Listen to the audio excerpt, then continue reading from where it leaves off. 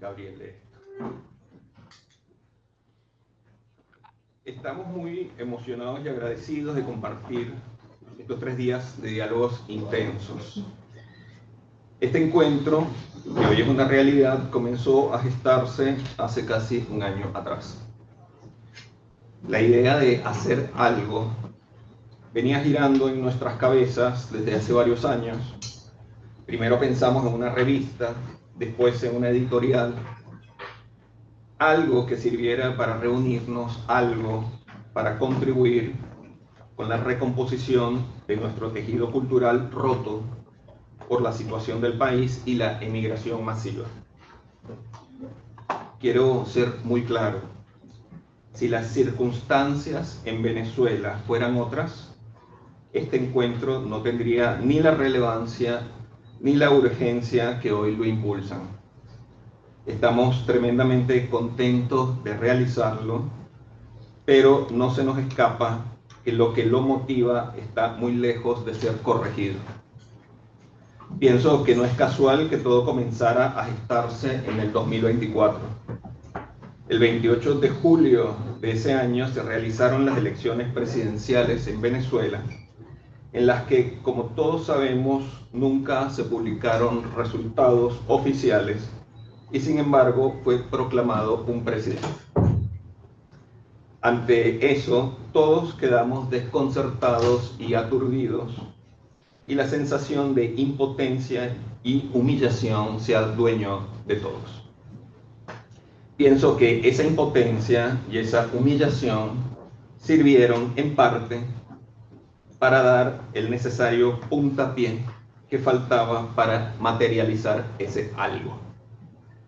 Algo que al principio pensamos que podía ser un evento modesto, de carácter literario, porque los 5 miembros del comité somos escritores y académicos, pero a medida que avanzábamos en las conversaciones y comenzábamos a perfilar y construir lo que queríamos, nos dimos cuenta de que la idea original crecía, se hacía más compleja y ambiciosa, y percibimos que había que sumar, había que ampliar la red. Si pretendíamos contribuir al restablecimiento de un tejido roto, no podíamos sino incluir, integrar, tender los puentes que habían sido dinamitados. De inmediato la reacción nos conmovió. Apenas comenzamos a convocar a los diferentes colaboradores, todos se sumaron con entusiasmo automático. Y ese entusiasmo respondió a algo muy sencillo y poderoso. Mucha gente estaba esperando esto. Muchos lo estaban necesitando. Y quiero destacar que desde un principio Mis Dos Mundos fue concebido a partir de una lógica íntegramente independiente y ad honorem. Nadie percibió una retribución económica y tampoco nadie en ningún momento la exigió. Este primer encuentro de literatura y cultura venezolana en el sur nace pues de una necesidad profunda: reunirnos, reconocernos, escucharnos.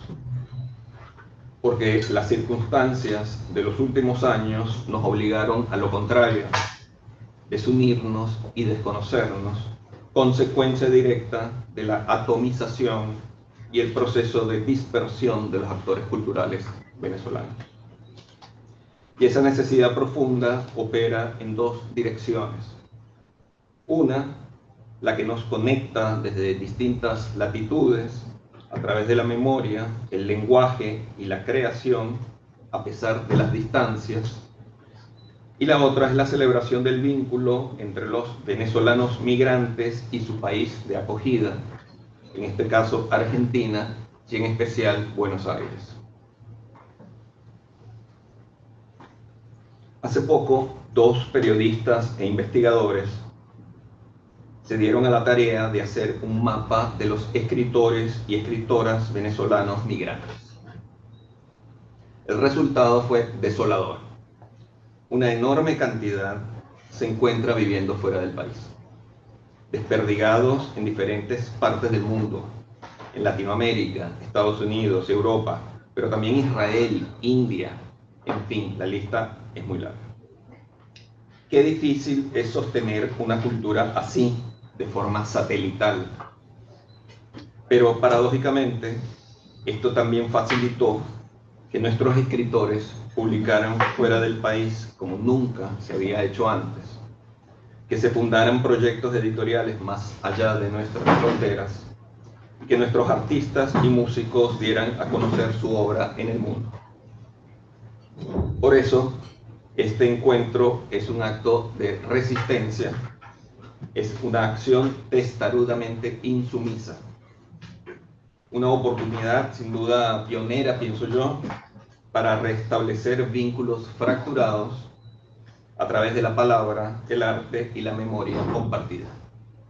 Una invitación a pensarnos en comunidad, incluso desde la dispersión. Y una demostración de que se puede, de que a pesar de toda la corriente en contra, se puede. Y yo creo que eso resulta tremendamente inspirador. Y por eso tantas personas nos han preguntado, ¿y por qué no se había hecho esto antes? Hay que replicarlo en otras ciudades. Pues sí, esa es la idea, que este encuentro viaje y se multiplique. Pienso que Mis Dos Mundos no llega solo.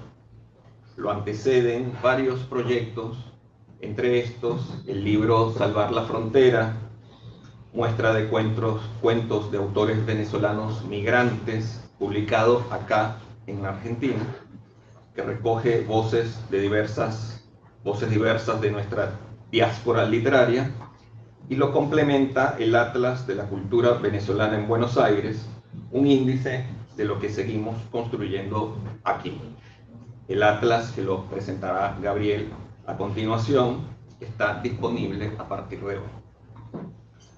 A lo largo de estos 3 días podrán asistir a mesas de diálogos académicos, mesas de escritores, mesas de artistas, de editores, un espacio de homenaje al gran Sergio Cheyfek, que vivió en Caracas 15 años y de cuya novela homónima hemos tomado prestado el nombre del evento, y una mesa de migrantes argentinos a Venezuela, porque la historia de nuestras migraciones recíprocas comenzó en los años 70, cuando muchos argentinos eligieron Venezuela para huir de la última dictadura. En varias ocasiones nos han preguntado ¿por qué en Buenos Aires y no en otra parte? Creo que porque Buenos Aires concentra, como ninguna otra capital de la región, la mayor cantidad de escritores, artistas y músicos venezolanos, pero principalmente porque Buenos Aires y Argentina han sido tremendamente generosos con la migración venezolana, y esta ciudad se ha convertido en un lugar de reconstrucción vital para muchos compatriotas. Por ello, este encuentro también debe servir para combatir relatos hostiles y excluyentes, cuando no abiertamente xenófobos, que lamentablemente hemos tenido que escuchar y muchos han tenido que vivir en otros países de la región. Por todo esto, no podemos sino agradecer de manera profunda y sincera a este país y a su gente por abrirnos sus puertas y su generosidad, su tiempo y su escucha. Gracias de corazón por contribuir a que la cultura venezolana siga viva fuera de sus fronteras, creciendo y proyectándose desde este sur que también sentimos como nuestro. Muchas gracias.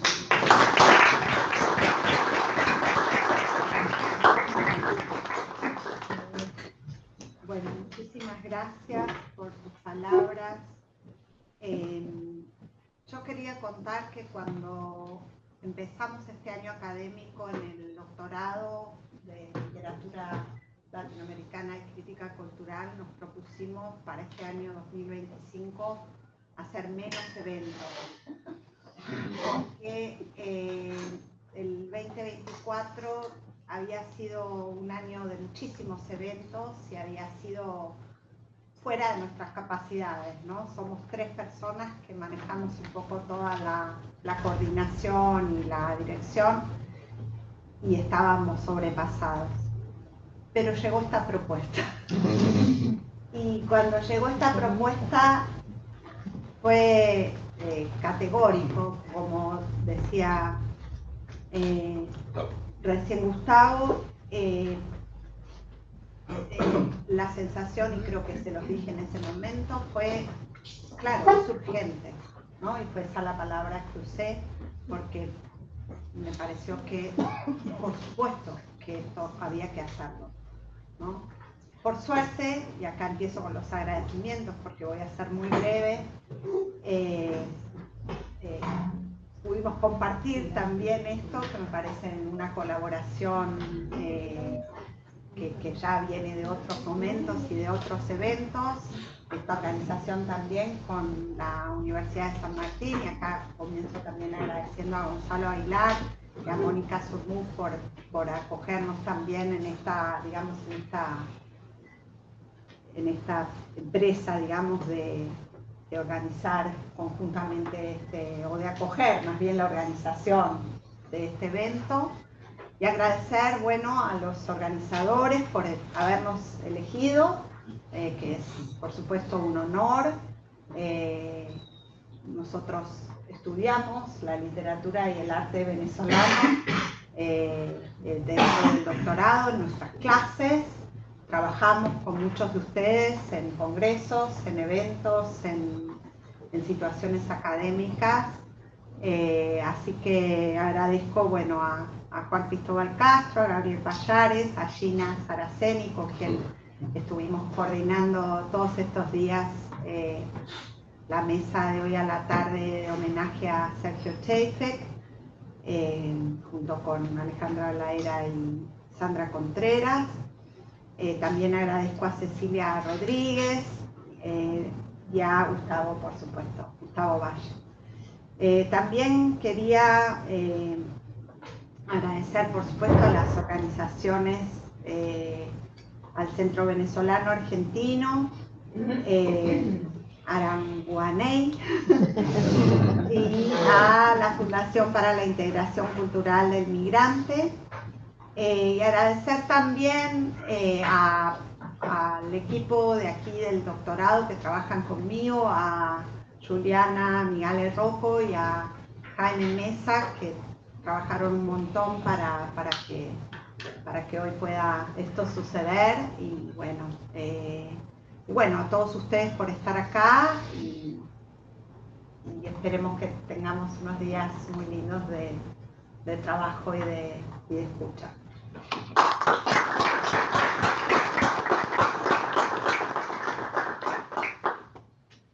Bueno, yo voy a leer algo muy breve que sirve un poco de presentación del Atlas y al mismo tiempo de palabras de agradecimiento. Tenemos mucha gente a la que agradecer, la verdad. Y bueno, empieza con una brevísima reflexión.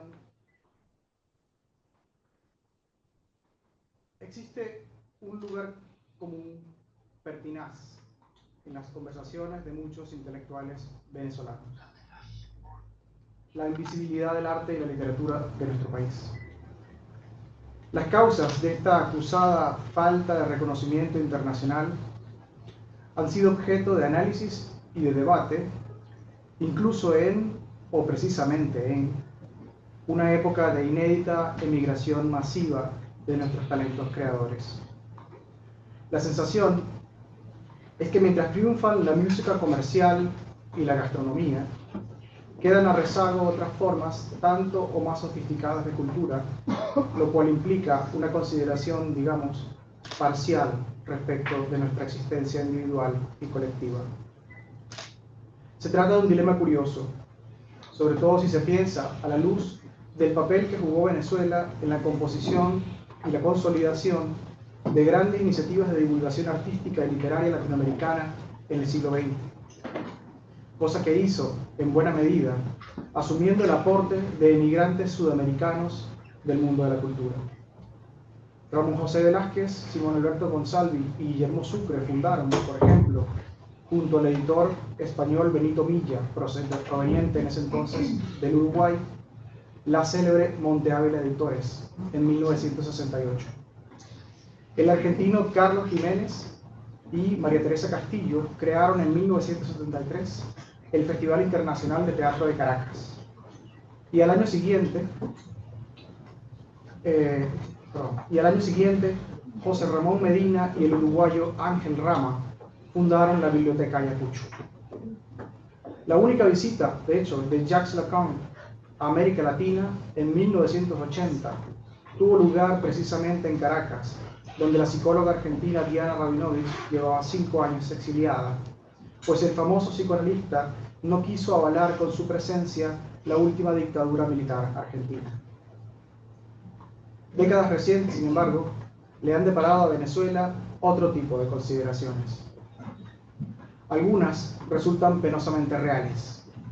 La represión y persecución de la disidencia, el colapso económico y el abandono de los más vulnerables, o la rampante desesperación que empuja a la población, a menudo en las peores condiciones, a la aventura en el extranjero.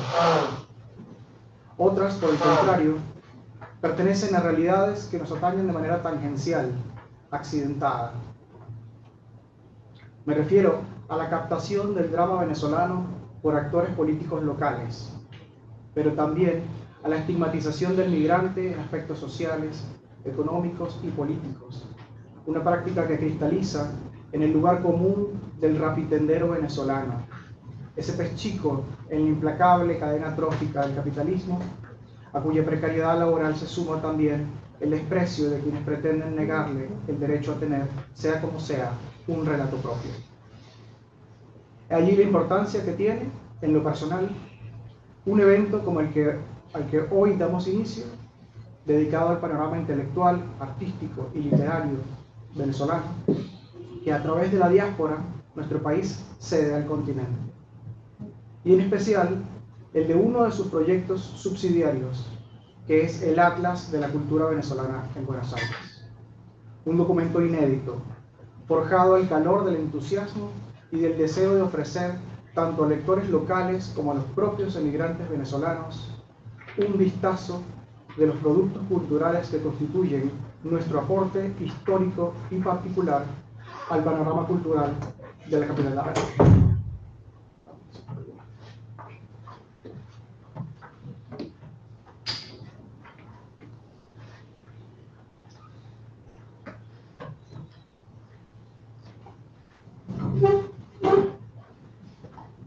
En sus páginas se ofrece una cartografía del arte venezolano en la ciudad, es decir, en los principales museos de la ciudad, un listado de publicaciones literarias de autores venezolanos aparecidas en suelo argentino durante la última década y media, un listado de editoriales independientes venezolanas fundadas en la ciudad, así como de grupos culturales fundados en ella, y un extenso índice de productores culturales venezolanos que residen hoy en Buenos Aires.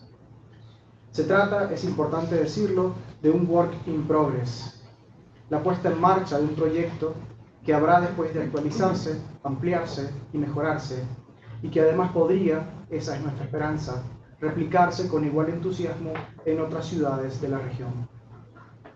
La difusión del Atlas es gratuita y digital a través del código QR disponible en esta sala, por allí debe estar, o del vínculo que está al final de nuestro programa de mano, así como en redes sociales u otros formatos propicios para su liberación futura y próxima. Su elaboración, por otro lado, fue fruto de la pura colaboración entre pares, sin patrocinios de ninguna índole, sin afán de lucro, ni otro distinto al que a lo largo de estas palabras he pretendido transmitirles. Permítanme en ese sentido avanzar hacia el propósito verdadero de mi intervención, que es reconocer públicamente a quienes emprendieron conmigo esta aventura. Fanny Pirela, responsable del contenido artístico del Atlas; Ricardo Suárez, responsable de la investigación editorial y literaria; y Dani Pinto Guerra, encargado de la diagramación. Igualmente contamos es oportuno agradecerlo, con la donación del logotipo por parte de Antonieta Herrera y de la valiosa colaboración en la hechura del Atlas brindada por Lía Valeri. A todos ellos mi profunda gratitud. De modo similar, me corresponde agradecer ahora en nombre del comité organizador de este encuentro a las prestigiosas instituciones que hoy y mañana nos servirán de anfitriones: la Universidad de San Andrés y la Universidad Nacional de San Martín, así como a sus voceros y coorganizadores de este encuentro, la profesora Luz Orne y el profesor Gonzalo Aguilar, quienes supieron reconocer desde el primer instante la urgencia y la importancia de un evento como este y ofrecieron sus mejores oficios para ayudarnos a hacerlo realidad. Igualmente nos debemos al Centro Venezolano Argentino Araguaney, sede de la jornada final del encuentro, y a sus administradores de la Asociación Civil Alianza por Venezuela, especialmente su coordinadora de cultura, Alet Yanes Ballarino, quien contribuyó al encuentro con mucho más que sus labores de anfitriona.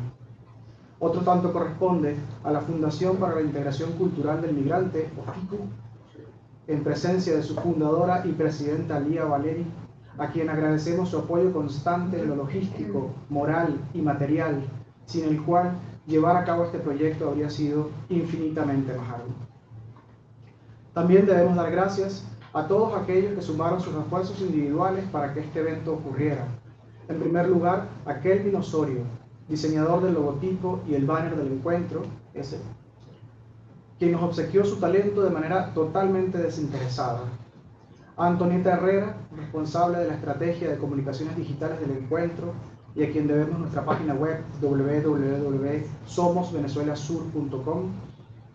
También a Ricardo Suárez por sus labores de Community Manager, a Gabriel Bastidas por sus esfuerzos en la difusión mediática del evento, a Juan Carlos Urrutia por su asesoría especializada y muy especialmente al equipo de voluntarios que nos acompañan durante estas 3 jornadas de actividades, a Fernando Calderón, encargado del registro y transmisión audiovisual de cada día, a Bárbara Betancourt, fotógrafa de todo el evento, y a los integrantes de nuestro equipo de protocolo, Sebastián Carrillo y Ricardo Suárez. Es una inmensa alegría constatar que han sido muchos y muy diferentes quienes se hicieron eco de esta misma idea. Quisiera por último agradecer, en todo lo personal, a Oraimar, mi compañera de vida, por cuidarme y tolerarme durante estas tantas semanas de ausencias físicas y mentales, de llamadas y mensajitos inoportunos, de miedos y rabietas, y por nunca dejar de creer que todo al final valdría la pena. A todos ustedes, gracias. La autoría de este evento les corresponde.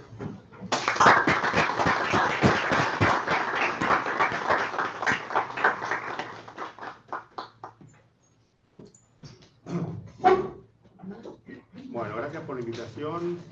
Gracias, Gabriel. Gracias, Gustavo. Bueno, cuando me enteré de que Luz estaba iniciando estas tratativas para hacer el encuentro, a Luz, a quien conozco desde hace muchos años, desde que era chiquita, yo no. Se nota.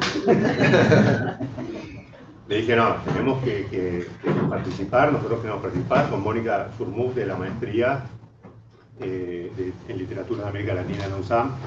Nos parecía fundamental, porque siempre es un tema que nos interesó, estamos realmente comprometidos con la cuestión que atraviesan ustedes. Y entonces, bueno, comenzamos la participación, después me dieron un poco el honor y la responsabilidad de decir unas palabras, cosa que me da un poco de miedo. No solo, bueno, hay gente como Graciela acá, que es mucho más autorizada que yo en cuanto a su experiencia venezolana, Daniel y la poesía venezolana, en fin, muchas voces que podían hablar. Me dijeron, bueno, lo hago. Yo había escrito algo sobre Diego Berman, en realidad contra Diego Berman, que circuló en la comunidad venezolana, y después sobre cine, que es una revista que armamos acá en Venezuela. Pero me resulta un poco difícil decir, bueno, cómo participo, cómo intervengo. Hice un texto que un poco de miedo, se lo voy a leer a Gustavo, a Gabriel, también yo, Mariano Sitkin y Juan Cristóbal, con el cual tengo un diálogo ya hace muchos años. Y bueno, me dijeron que estaba bien. Así que es la última de la responsabilidad de que esto no funcione. Y quería un poco también comenzar sobre una palabra que está en el título del encuentro, que me parece excepcional, ¿no? La idea esta de mundos, porque es un significante de mundo que aparece mucho en muchas conversaciones de un modo insistente, en conversaciones recientes que tuve con amigos y amigas, y esta idea que de repente alguien dirá, bueno, este ya no es mi mundo, o no hay lugar en el mundo en el cual irse a vivir, ¿no? Es decir, como que es una palabra que de repente entró en la escena con mucha fuerza, y que con cierta nostalgia pensamos que tenía la virtud de unificar el lugar habitado y la vida deseada, pero que hoy se percibe como desgarrado, ¿no? Como si se hubiera evaporado, como esta idea del tejido roto, ¿no? Que dijiste, me parece muy buena. Entonces es como si cada vez que la palabra mundo irrumpe en una conversación, algo se estremeciera. Se activa una sensación de pérdida o de extrañeza que no es muy distinta a la que produce la experiencia del destierro, aunque en este caso sea mucho más radicalizada en esa experiencia, ¿no? Porque para quien vive en el exilio, el mundo se vuelve necesariamente plural. Hay al menos dos, ¿no? Como señala el título de este encuentro, que evoca a un escritor muy querido. Y quizá nuestra tarea a lo largo de la vida no sea otra que la de crear mundos una y otra vez, en el intento de hacer coincidir el espacio afectivo con los deseos que lo animan. Y ahí me pregunté cuáles son los mundos que en sus estrategias de supervivencia crea el exiliado. Bueno, fue un texto clásico de Edward Said, Reflexiones sobre el exilio, ¿no? Donde se interroga, es un texto de 1984, donde se interroga acerca de por qué, si lo que define el exilio es la pérdida, él dice el dolor creador de la separación, esta experiencia resulta sin embargo tan decisiva en la cultura moderna, hasta el punto de poder considerársela fundacional, ¿no? O sea, ahí dice que la cultura occidental moderna es en gran medida obra de exiliados, emigrantes y refugiados. Además de su papel central en la modernidad, Said subraya la conflictiva relación del exilio con la patria abandonada y la dificultad de articular la ideología triunfante del nacionalismo, como la llama, con la experiencia discontinua que caracteriza el destierro. El punto crucial, escribe, es que una situación de exilio sin esa ideología triunfante, la del nacionalismo, ¿no? Creada para reagrupar una historia quebrada en una nueva totalidad, es prácticamente insoportable e imposible en el mundo actual. Basta ver el destino de judíos, palestinos y armenios. El exilio, en este sentido, pone en evidencia la falta inherente de todo nacionalismo en relación a los universales. Tensión que en la actualidad se ha intensificado con el choque entre un nacionalismo cada vez más tribal y una globalización colonizada por el léxico de las derechas. Además del clásico texto de Said, existe otro ensayo particularmente cercano a nuestra lengua, a nuestra cultura y a nuestra experiencia histórica, que es la riesgosa navegación del escritor exiliado, de Ángel Rama, ¿no? A quien ya mencionó Gabriel. Este texto, ¿no? La riesgosa navegación del escritor exiliado, fue publicado en 1978 en la revista Nueva Sociedad, en un contexto en el que casi todo el continente se encontraba bajo dictaduras militares, excepto Venezuela, ¿no? Ese mismo año, a Rama, a quien la dictadura uruguaya le había negado el pasaporte, el gobierno de Venezuela le otorgó la nacionalidad. Venezuela era en ese entonces un país que recibía numerosos exiliados, y en ese sentido van todas las referencias que Rama hace en su texto de 1978. Hoy sabemos que la situación se ha invertido, que hay cerca de 7.900.000 venezolanos dispersos por el mundo, ¿no? En un país que cuenta alrededor de 30 millones, bueno, son cifras que he charlado con Juan Cristóbal, bastante, digamos, no es totalmente precisas, pero bastante cercanas, y es una situación obviamente muy diferente a la que atraviesa Rama cuando escribe este texto, que es un texto de Rama dirigido a los grupos exiliados, donde busca alertar sobre los compartimentos partidistas que comenzaban a conformarse en distintos países y objeta que, y esto es una cita de Rama, los grupos políticos exiliados pierden de vista que es el pueblo que aún vive en sus patrias el que puede y debe orientar la recuperación democrática. Pese al carácter panorámico del texto, y el que quizás el más latinoamericanista de los críticos culturales del siglo XX, sorprende, o tal vez no tanto, la ausencia absoluta de referencias siquiera tangenciales al exilio cubano. Conviene recordar que el ensayo fue publicado en 1978, cuando Rama llevaba casi una década distanciado del régimen de la isla. La omisión resulta sintomática. Tal vez sea, como él mismo sugiere en una carta, relacionada a otro asunto, por consideración a lo que estaba ocurriendo en la isla. En cualquier caso, se trata de alguien que ya había mantenido polémicas públicas con la política cultural cubana y que casi en el mismo periodo va a convivir con nada menos que con Eberto Padilla en Washington cuando Rama estuvo en esa ciudad.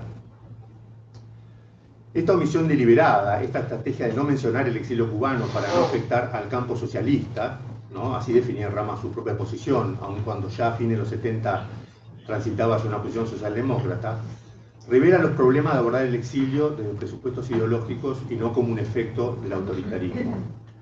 Pero también señala una dificultad más amplia que con el tiempo se ha agudizado. La pérdida de un lenguaje común en el progresismo para nombrar los procesos de represión, expulsión y destierro. Entre una tradición que se encuentra en crisis, disuelta, o en el peor de los casos, que se traiciona a sí misma, y una realidad que nos expulsa o espanta, se abre una aporía que sigue siendo urgente, como decía Luz, interrogar. Tanto Said como Rama consideran el exilio como una experiencia fundacional de la modernidad. Ambos además prestan atención a las distinciones entre exiliados, expatriados, refugiados y emigrados, así como al papel fundamental de los letrados, los escritores, o en los términos que Rama utiliza constantemente en su ensayo, el equipo intelectual. Son los escritores y artistas, ¿no? Recordemos que el texto se llama El escritor exiliado, quienes aparecen como los destinados a producir un discurso articulado y polémico, mientras que los demás, en quienes lo económico pesaría más que lo político, ocuparían una función lateral o peor aún subordinada. Lo que nos distancia de los textos de Said y Rama no es que hayamos superado la era del refugiado, de la persona dislocada, de la inmigración en masa, como dice Said. Más bien, en el siglo XX, esta parece haber alcanzado su punto álgido. La diferencia radica en que en nuestro tiempo el exilio se despliega en medio de una crisis del rol de los letrados o, en las palabras de Rama, de la tradición del intelectual crítico. La erosión de ese poder fundacional y con él del entramado modernista que sostiene los textos de Said y Rama nos obliga a pensar la riesgosa navegación en otros términos. En la circulación de testimonios y consignas en las redes que establecen nuevas jerarquías en las que el intelectual crítico tiene un lugar totalmente marginal.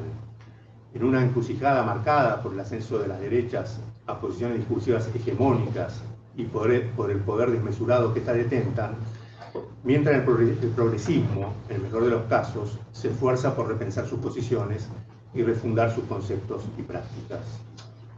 En este sentido, un encuentro como el presente, que convoca a exiliados insatisfechos con las categorías disponibles y empeñados en fundar un nuevo lugar, puede leerse como un laboratorio decisivo de nuestro tiempo.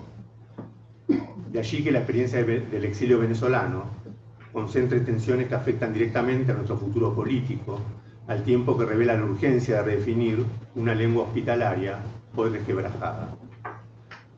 Una lengua que finge no tener memoria y en la que comprobamos que no existen significantes vacíos, sino significantes saqueados.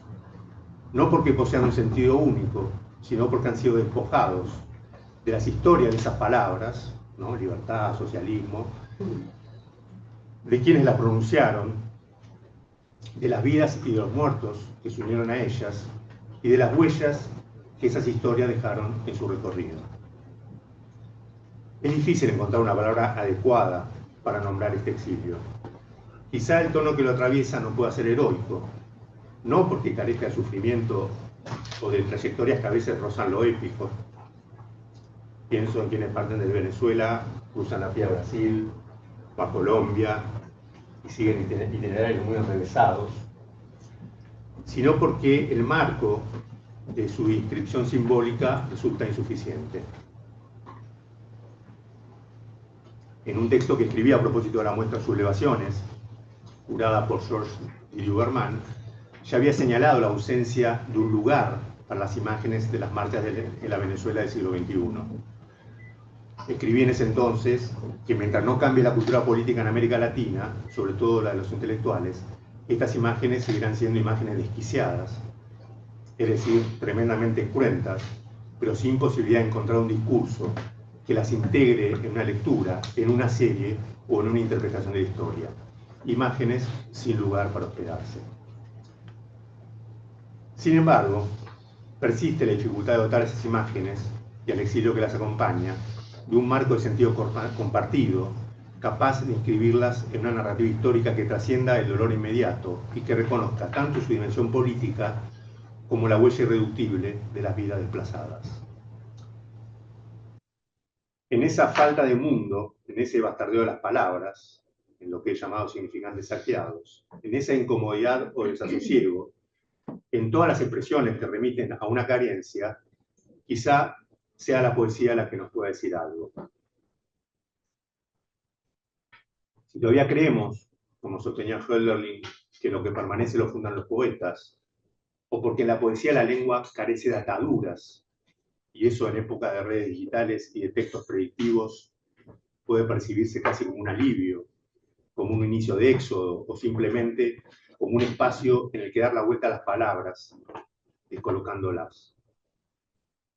Se me ocurre entonces que la poesía puede ofrecernos ese hospedaje, una lengua sin ataduras para los tiempos por venir. El poeta Igor Barreto, a sus 72 años, y de donde vive, en Oripoto, en las afueras de Caracas, también recurre al significante mundo para titular su último libro. Pero le agrega un prefijo, in, que según el contexto puede significar tanto de estar adentro como privación. Pero el resultado de la palabra inmundo, esto es lo abyecto, aquello que provoca rechazo. Publicado por la editorial Pretextos en 2024, Barreto se declara habitante del borde y en el poema Inmundo dice así: el poema canta entre dislocaciones. La poesía es inmunda. Se escribe justo en el borde angustiante de la frontera del mundo, aunque siempre rozaremos el lirismo que se empeña en acompañarla. Esa posición al borde del lirismo lo convierte, podemos decir, usando un neologismo Augusto de Campos, en un expoeta, y a su poesía en despoesía. Es decir, emprender el camino más arduo para restituir algo del lirismo al mundo y a las palabras. Sergio Chafek ha señalado esta dimensión en la obra de Barreto, subrayando cómo su escritura rehúsa un falso consuelo de lo lírico para situarse en un espacio de ficción entre el desgarro y la hospitalidad. De hecho, el poemario Mundo está dedicado a Sergio. La dedicatoria dice así: a Sergio Chafek, el noble coyote. Chafek, en su libro Teoría del Ascensor, recuerda sus encuentros con el poeta. Dice: allí espera Barreto. Me ha avisado que estaría desde temprano. En más de una ocasión, según relata, emprenden juntos largas caminatas por calles curvas y carreteras laterales, que reflejaban, dice Sergio, el vaivén de nuestros pensamientos. Se detienen a conversar bajo un árbol, que creían un sándalo, y que más tarde descubre que era en realidad un bálsamo del Perú. Y no resulta difícil imaginar a los dos, al narrador lo conocí personalmente, al poeta solo por carta, sentados bajo ese árbol, en silencio y paradójicamente, escuchándose mutuamente. Sergio comenta: no conozco otro poeta que asuma un discurso tan abarcador con voz tan baja casi al borde de la inelocuencia debido a lo expuesto, pero rotundamente material de lo descrito. Otra vez aparece el borde, esta vez de la inelocuencia, una imposibilidad que hay que extremar hasta que la embriaguez lírica aparezca allí donde las cosas habían enmudecido. Porque en los versos de Barreto las cosas están mudas, y todo sucede como si escribir, hablar, fuera algo muy difícil. Y eso tanto para referirse a la naturaleza, que es un tópico en la poesía de Barreto, como para referirse a la política. Porque en el libro, en un principio, los poemas parecen no querer hablar directamente de la situación en la que el poeta vive, en una suerte de estudio interior, aunque poco a poco, a medida que uno avanza en el poemario, la Venezuela actual entra en la escena. En el poema Lo Perdido, por ejemplo, se lee estos versos. La cultura del petróleo nos dejó mudos. Somos el silencio ante peligrosas utopías. El libro transcurre en ese borde, en esa inelocuencia, en ese nombrar al seco. Y a medida que avanza, como decía, la urgencia de la situación venezolana lo conduce a mayores precisiones. Tantas precisiones que en un momento nos pide perdón. Y dice así: disculpen estas certezas dichas frontalmente. Esto en un poema en prosa. La poesía es indigesta con tantas precisiones y más le conviene nombrar al seco.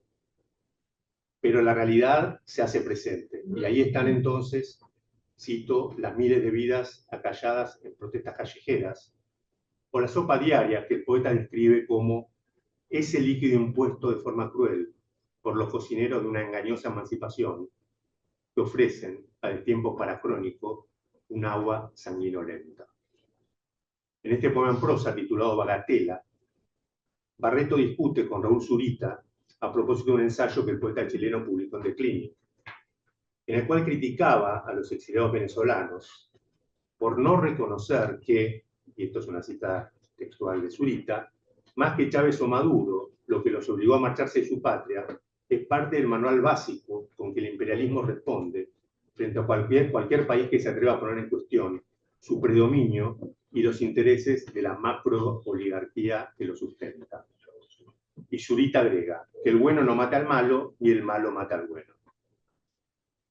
Barreto se toma esta frase, ¿no? Dice cosas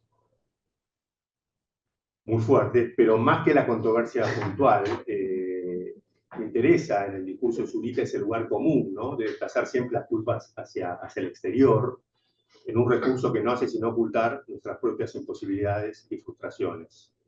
Y en ese sentido resuena la advertencia de Paolo Stefanoni, quien también fue director de la revista Nueva Sociedad, sobre el riesgo de que el antiimperialismo, dice Stefanoni, se desacople de su dimensión emancipatoria para asumir una dimensión justificatoria e incluso celebratoria. Se trata en el discurso Zurita, además, de una enfermedad política más profunda, el moralismo que permea los discursos públicos, reduciéndolos a una dicotomía simplista entre buenos y malos, entre supuestos hombres de bien y aquellos a los que habría que injuriar o perseguir. Esa lógica binaria no solo clausura la posibilidad de comprender al otro, sino que traza el camino más directo hacia los autoritarismos. Esta conexión con el otro, y hoy no hay forma de lirismo más necesaria, se manifiesta en otro de los poemas que escribe Barreto, esta vez sobre el puerto de Tomis, en Rumania, donde el poeta vivió varios años, y que me gustaría leer como un mensaje, si bien Barreto va a estar el sábado, ¿no? Espero que no me refute. Me gustaría leer como un mensaje que Barreto envía a este encuentro. Los versos dicen así: alguien aseguró que los que emigraron también lo hicieron pensando en la posible sabiduría del regreso. Pensando en la posible sabiduría del regreso.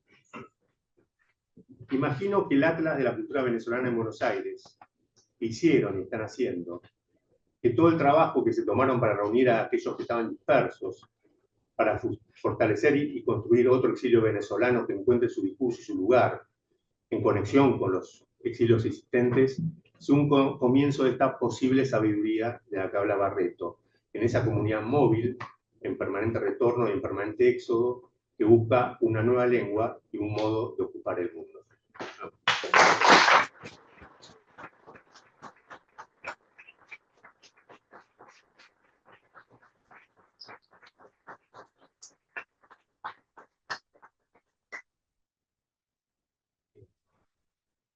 Bueno, muchas gracias por acompañarnos en esta inauguración del encuentro.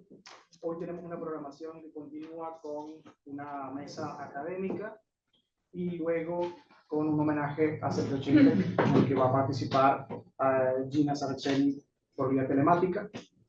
Y finalmente tenemos en el último bloque horario una mesa de escritores. Para moderar yo, para estar 4 importantísimos escritores venezolanos de la diáspora.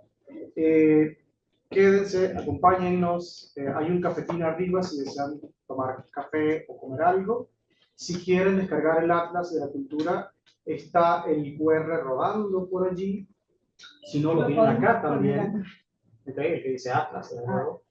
El otro que tiene el logotipo del encuentro es nuestra programación. Pueden descargarla también para ver lo que viene hoy y lo que vienen los días sucesivos. Y en la programación al final también está el link hacia el Atlas. ¿De acuerdo? Muchas gracias por venir. Estamos muy honrados.